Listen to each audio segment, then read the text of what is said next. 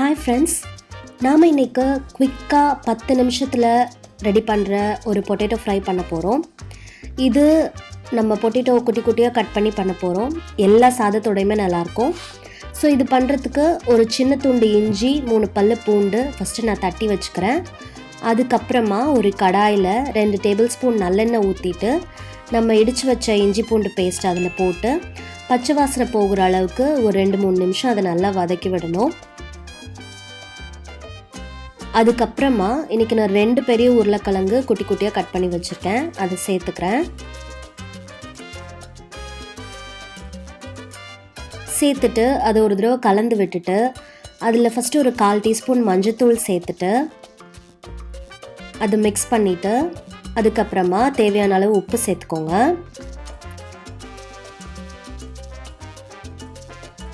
ஒரு 1/4 கப்பு தண்ணி சேர்த்துட்டு எல்லாத்தையும் நல்லா மிக்ஸ் பண்ணிவிட்டு மூடி போட்டு ஒரு 5 நிமிஷம் அதை வேக வைக்க போகிறேன்.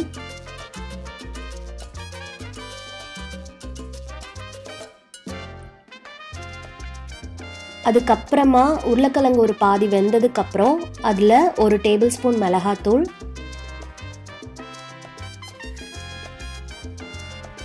ஒரு டேபிள் ஸ்பூன் மல்லித்தூள் ரெண்டும் சேர்த்து நல்லா மிக்ஸ் பண்ணிவிட்டு திருப்பி ஒரு தடவை மூடி போட்டு 2-3 நிமிஷம் அது நல்லா வேக வைக்க போகிறேன்.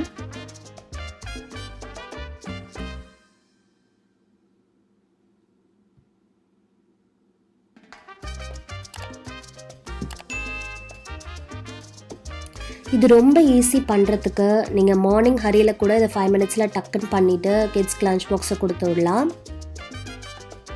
இது சாம்பார் சாதத்தோட தயிர் சாதத்தோட எல்லாத்தோடையுமே ரொம்ப நல்லாயிருக்கும். இப்போது உருளைக்கிழங்கு நல்லா வெந்தாச்சு, மசாலா எல்லாம் பச்சை வாசம் போய் நல்லா சுருண்டு வந்தாச்சு. கடைசியாக கொஞ்சம் கருவேப்பிலை தூவி இறக்கிட்டோன்னா நம்மளோட பொட்டேட்டோ ஃப்ரை சூப்பராக ரெடி ஆகிடும்.